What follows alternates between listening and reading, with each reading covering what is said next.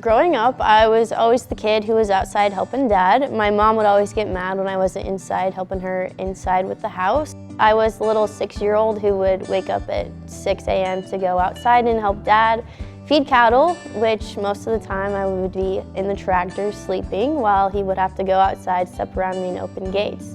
But it's really where my passion kind of grew, and I wouldn't change how I grew up because I got to be so hands-on with the cattle and with the crops. So I probably drove a tractor way before I should have, but that is the fun in growing up on a farm, is you get to do some things that most people who grew up kind of in more urban areas don't get to.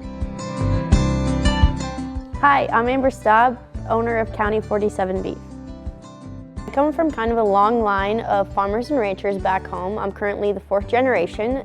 So my great-grandpa actually started out with some cows and some farm ground, and then when my grandparents got married, that's where they bought land on our home place that we now farm and ranch on. So when I was touring college campuses, I kind of already had that idea that my family has been selling beef since from when I could remember, and everyone always talks about how great our product is. And talking to one of my uncles from Omaha, all of his friends absolutely love it and want to know more about our stories. That's kind of where the idea for County 47 Beef kind of popped up, and I realized that I want to be that person to kind of close the gap between consumers and producers through telling my family story.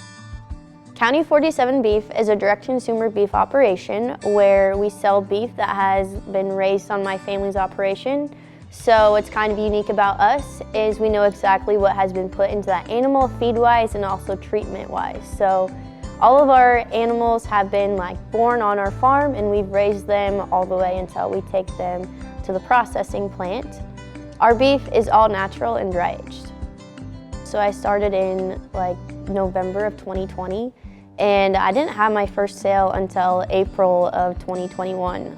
And I remember that day in April that I was a freshman in college, and I told my roommate, I was like, I'm gonna try this one more time, and if I can't get a single sale from this post, I don't know if I can continue. Entrepreneurship is not for me. And not a few hours later, someone called me and was like, hey, I would love a half a beef. And I remember that day like it was just yesterday. My advice to anyone in entrepreneurship would probably be to just put yourself out there and to start your business, because it really helped me in my journey was just starting, because it did take a while for me to get that first sale, but it was so rewarding. Another thing I would say is to make sure you surround yourself with some really awesome people.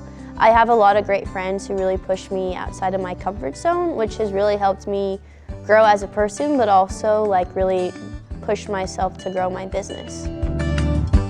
I want to close the gap from producers to consumers by telling my family's story. I'm Staab, and this is my why.